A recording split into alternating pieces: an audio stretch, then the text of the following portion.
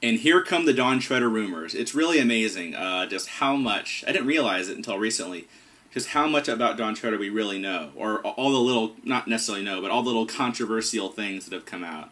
Obviously the endless production delays, and Trumpkin and Cornelius rumors, and just all this stuff. The latest one, and we really don't know this for sure at all. Well, let me just start from the beginning here.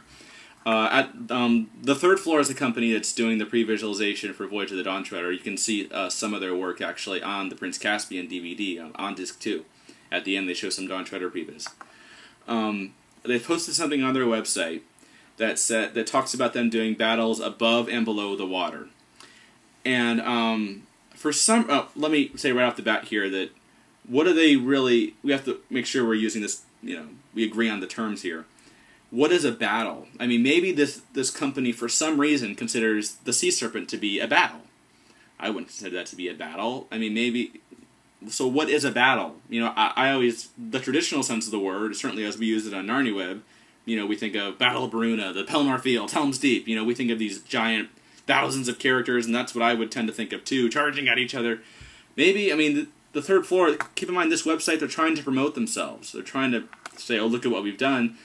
Might be a little prone to exaggeration, and call a couple actions, big scenes they've done, call them battles, even though they're not. But let's assume, for the sake of discussion, that it is actually a battle, a large-scale fight, and that it is, we don't even know if it's true. This is not an official synopsis released by Fox or Walden. This is just something that the previous company posted.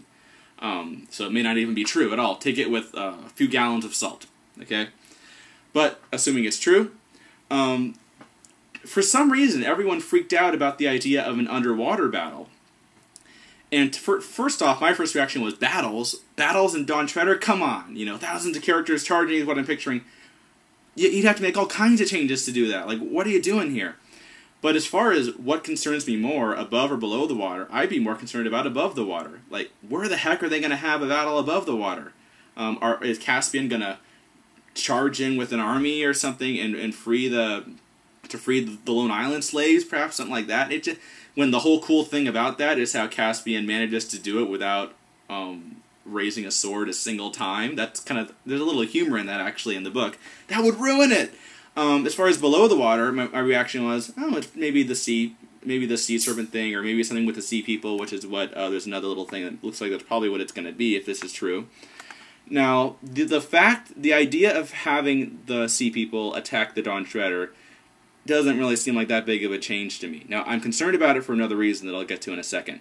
But in the book, the sea people are certainly, when Lucy's looking over the side, kind of observing them, the sea people are certainly not happy to see the Dawn Treader.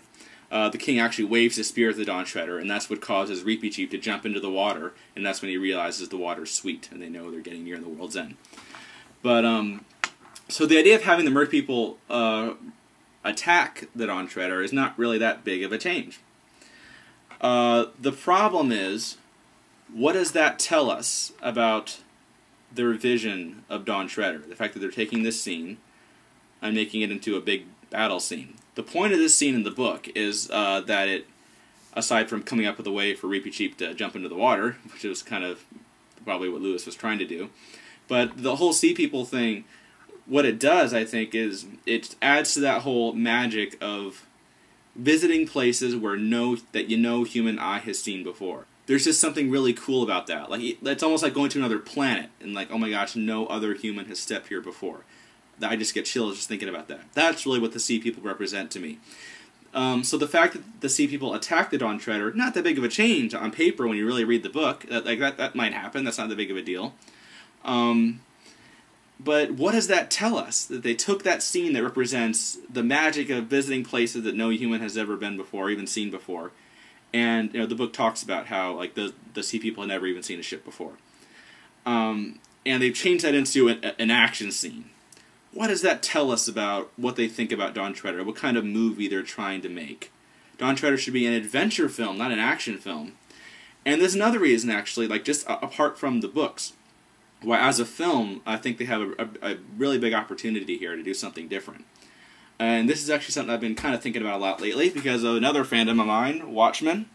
And I've actually got the shirt right here as well. And Watchmen's one of my favorite books. I'm just getting done with like my 5th or 6th reading right now. But in fact, if there's one thing I could compare to my love of Narnia, as far as, oh, I really want them to get this movie right, like it's just gonna ruin my life if they mess up this movie, Watchmen would be about the only thing I could really compare to Narnia. One of the cool, amazing things that Watchmen really does is it takes everything you think you know about superheroes and throws it in the trash.